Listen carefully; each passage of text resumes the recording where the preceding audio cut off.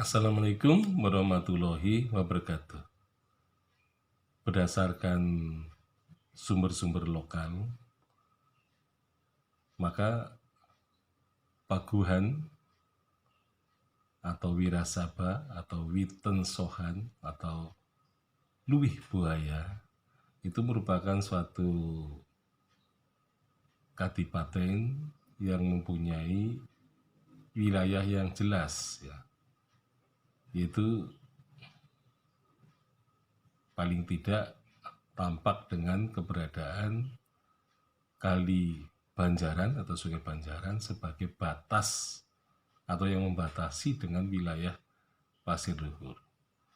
Nah, namun menurut Babat Banyumas, ya, itu ada penyebutan wilayah yang sangat luas. Jadi mungkin itu termasuk wilayah yang imajiner atau wilayah yang bersifat bombastis.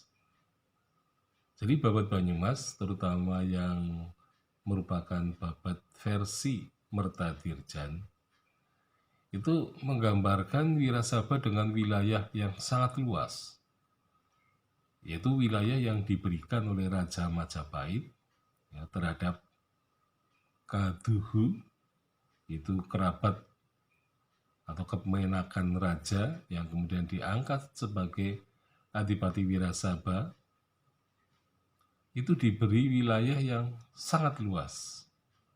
Nah, wilayahnya itu disebutkan dengan batas timurnya adalah Tugu Mengangkang. Jadi Tugu Mengangkang maksudnya dua buah gunung kembar, yaitu Gunung Sindara dan Sumbing. Nah, sehingga Kuncharaningrat sendiri mengatakan bahwa bahasa dialek Banyumas itu merupakan bahasa yang dianggap berasal dari kawasan, ya, Sindoro Sumbing. Dan memang ada sedikit kedekatan antara bahasa dialek Banyumas dengan bahasa yang berkembang di kawasan Sindara Sumbing, ya, dataran tinggi Dieng. Nah, kemudian batas barat itu dengan penyebutan Uduk-Uduk Kerawang. Nah, kalau batas baratnya Uduk-Uduk Kerawang, maka Pasir Luhur tentu saja akan menjadi bagian dari Banyumas, dari Wirasaba. Tetapi ternyata tidak. Dan inilah yang sebenarnya saya katakan sebagai wilayah imajiner, wilayah bombastis dari wilayah Wirasaba. Nah, mengapa selalu disebut dengan Kerawang? Tampaknya banyak juga orang-orang Banyumas yang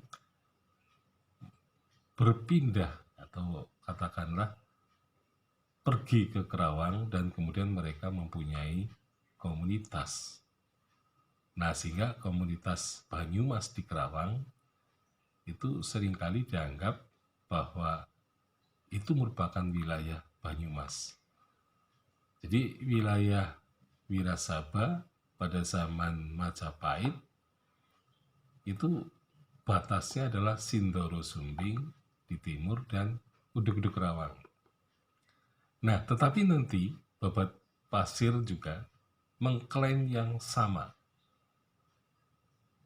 Jadi ketika Pangeran Senopati Mangkubumi yang pertama atau Adipati Banyak Blanak yang telah mengislamkan penduduk di sebelah barat, ya, di samping Pasir Luhur, kemudian di sebelah barat Pasir Luhur sampai ke Sungai Citarum batas baratnya, kemudian mengislamkan penduduk di pedalaman Jawa Timur, dan juga ikut serta dalam pembangunan Masjid Demak, sehingga Adipati Banyak Belanak ini mendapat anugerah gelar ya kebesarannya, yaitu Pangeran Senopati Mangkubumi.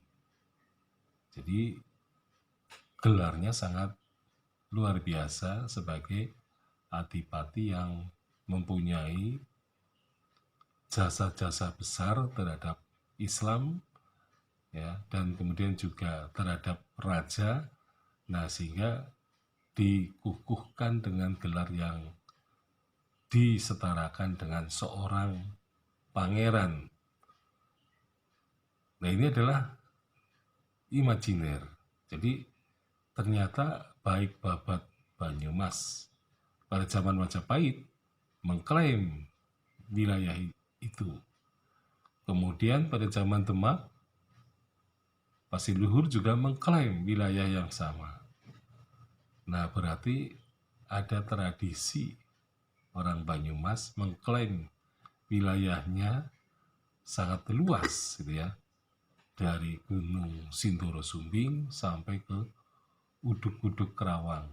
Nah, tentu saja kalau kita lihat itu bukanlah realitas sejarah ya, yang berkaitan dengan perwilayahan itu. Jadi wilayah Banyumas itu ya hanya dibatasi oleh Banjarnegara, mungkin ya Dieng juga masih ya. Jadi Banjarnegara, Purbalingga, Banyumas ya, kemudian sampai Aji Barang ya, Purwokerto nanti. Jadi yang namanya Daya Luhur itu bukan wilayah Banyumas. Jadi Daya Luhur adalah wilayah langsung di bawah kekuasaan Kasunanan Surakarta. Tetapi Belanda mencaploknya dan menggabungkan Daya Luhur dengan Karsidenan Banyumas. Sekian, Assalamualaikum warahmatullahi wabarakatuh.